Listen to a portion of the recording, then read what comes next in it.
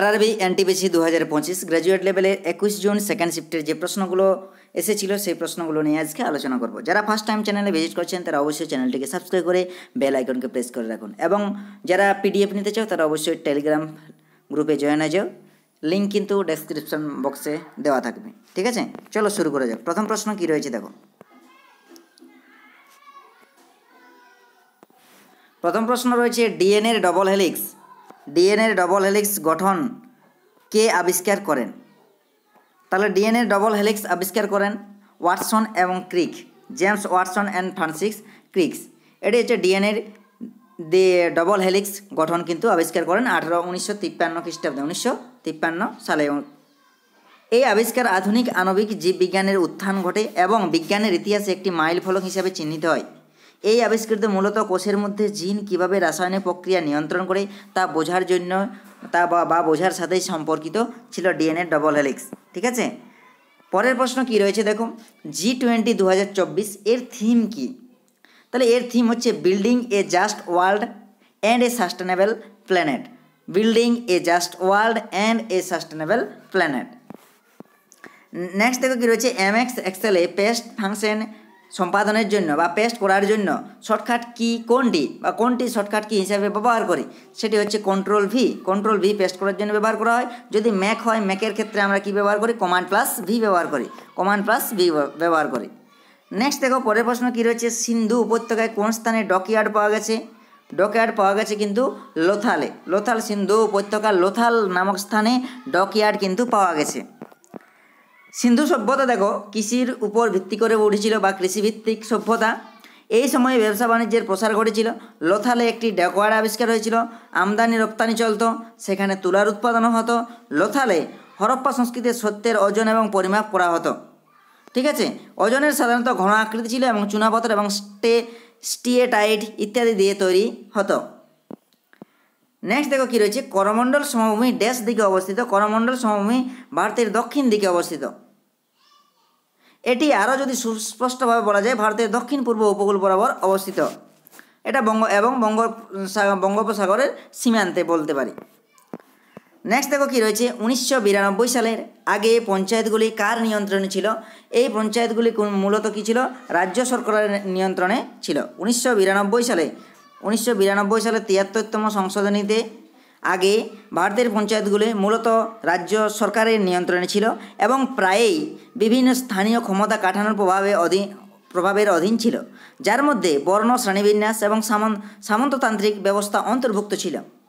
1992 পূর্ববর্তী যুগে পঞ্চায়েতগুলি বিভিন্ন মাত্রার স্বায়ত্তশাসন এবং কার্যকারিতার সঙ্গে কাজ করত।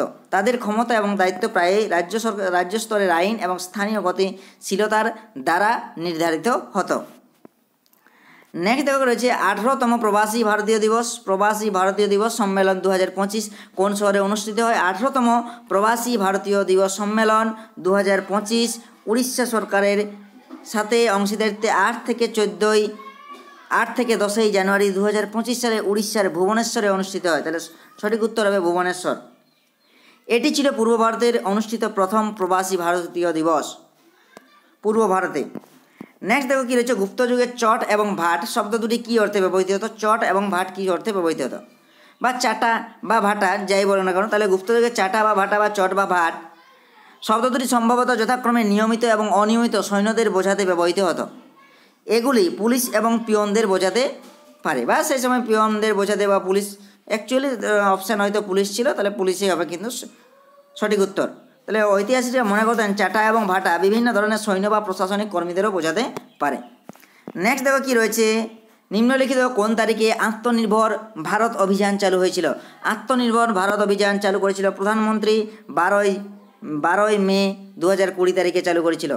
এই ধারণাটি মোদী প্রশাসনের আকাঙ্ক্ষার প্রতিফলন, যাতে ভারত বিশ্ব অর্থনীতিতে আরও স্বয়ংক্রিয়ভাবে অংশগ্রহণ করতে পারে এবং এর দক্ষতা, প্রতিযোগিতা এবং স্থিতিস্থাপকতা উন্নত করতে পারে। এই মিশন স্থানীয় পণ্যকে সমর্থন করার প্রয়োজনীয়তার উপর জোর দেয়। আত্মনির্ভরতা বলতে কোনো বিচ্ছিন্নবাদী বা একচেটিয়া কৌশলের পক্ষে নয়, বরং সমগ্র গ্রহের বা সমগ্র পৃথিবীর জন্য সাহায্যের হাত তৈরি করাকে বোঝায়। নেক্সট দেখো কী রয়েছে। কোন সংশোধনীতে সম্পত্তির অধিকার বাতিল করা হয়েছে? এটা বাতিল করা হয়েছে 1978 সালে প্রণীত 44তম সংশোধনী, কত নম্বর সংশোধনী? 44তম সংশোধনীর মাধ্যমে মৌলিক অধিকার তালিকা থেকে সম্পত্তির অধিকারকে বাদ দেওয়া হয়েছে এবং এটি কোথায় রাখা হয়েছে? 30 ক অনুচ্ছেদে এটাকে আইনি অধিকারে পরিণত করে দিয়েছে। ঠিক আছে, তাহলে এটা 44 সংশোধনীর আগে সম্পত্তির অধিকার 19 ক চ এবং 31 অনুচ্ছেদের অধীনে মৌলিক অধিকার ছিল এবং 19 ক চ অনুচ্ছেদ সম্পত্তি অর্জন, ধারণা এবং নিষ্পত্তি করার অধিকার সুরক্ষিত করেছিল, যেখানে 31 নম্বর অনুচ্ছেদ আইন কর্তৃক ব্যতীত সম্পত্তির বঞ্চনা বিরুদ্ধে সুরক্ষা নিশ্চিত করেছিল। নেক্সট দেখো কী রয়েছে, বাদামি গুহা মন্দিরগুলি কোন রাজবংশের দ্বারা নির্মিত হয়েছিল? এটি নির্মিত হয়েছিল কিন্তু কি রাজবংশ দ্বারা? চালুক্য রাজবংশের দ্বারা কিন্তু নির্মিত হয়েছিল। নেক্সট দেখো কী রয়েছে, লোহা এবং ইস্পাত শিল্পে কোন ধরনের কাঁচা মাল বা কাঁচা ম্যাটেরিয়াল প্রধানত ব্যবহৃত হয়? কাঁচামাল হলো লোহার আকরিক আমরা ব্যবহার করি, যে আকরিক সেটা আকরিক ব্যবহার করা হয়। এটিকে কোক এবং চুনাপথের মতো অন্যান্য উপকরণ দিয়ে ব্লাস্ট ফার্নেস প্রক্রিয়া করে ইস্পাতে তৈরি করা হয়। ঠিক আছে, তাহলে আকরিক বলতে পারি আমরা। পাওয়ার পয়েন্টে নতুন স্লাইড যোগ করার শর্টকাট কী হলো? নতুন স্লাইড যোগ করতে হলে Ctrl+M আমরা ব্যবহার করব, Ctrl+M ব্যবহার করব। ঠিক আছে, নেক্সট দেখো কী রয়েছে, 2025 সালে রণ উৎসব কোথায় আয়োজন করা হয়েছিল? তাহলে গুজরাটের কচ্ছের ধরেদো গ্রামে 2025 সালে রণ উৎসব কিন্তু পালিত করা হয়েছিল। তাহলে কচ্ছ হবে, কচ্ছ অপশন থাকলে কচ্ছ হবে সঠিক উত্তর, আর গ্রাম বললে ধরদো। এই উৎসবটি অনুষ্ঠিত হয়েছিল প্রতীকী সাদা মরুভূমিতে, যা কচ্ছের রণ নামে পরিচিত। বিশেষ করে মূল স্থান ছিল রণ উৎসবের টেন্ট সিটি ধরদো। নেক্সট দেখো কী রয়েছে, আরবিআই রেপো রেট এবং সিআরআর বা ক্যাশ রিজার্ভ রেশিও কত? তাহলে রেপো রেট হচ্ছে 6.50 এবং ক্যাশ রিজার্ভ রেশিও হচ্ছে 4.5%। নেক্সট দেখো কী রয়েছে, ভারতের মোট বৈদ্যুতিক মুদ্রার রিজার্ভ 2025-এ কত, বা total forex reserve of India 2025 এটা হচ্ছে কত? $685.7 বিলিয়ন। এটা হচ্ছে কত? $685.7 বিলিয়ন। তো ঠিক আছে, আজকের এই প্রশ্নগুলোই ছিল। যারা চ্যানেলে ফার্স্ট টাইম ভিজিট করছে তারা অবশ্যই সাবস্ক্রাইব করবে, আর টেলিগ্রাম PDF নিতে হলে অবশ্যই টেলিগ্রাম লিঙ্কে যোগ হয়ে যাও। ঠিক আছে, ডেসক্রিপশন বক্সে লিঙ্ক থাকবে। Thank you.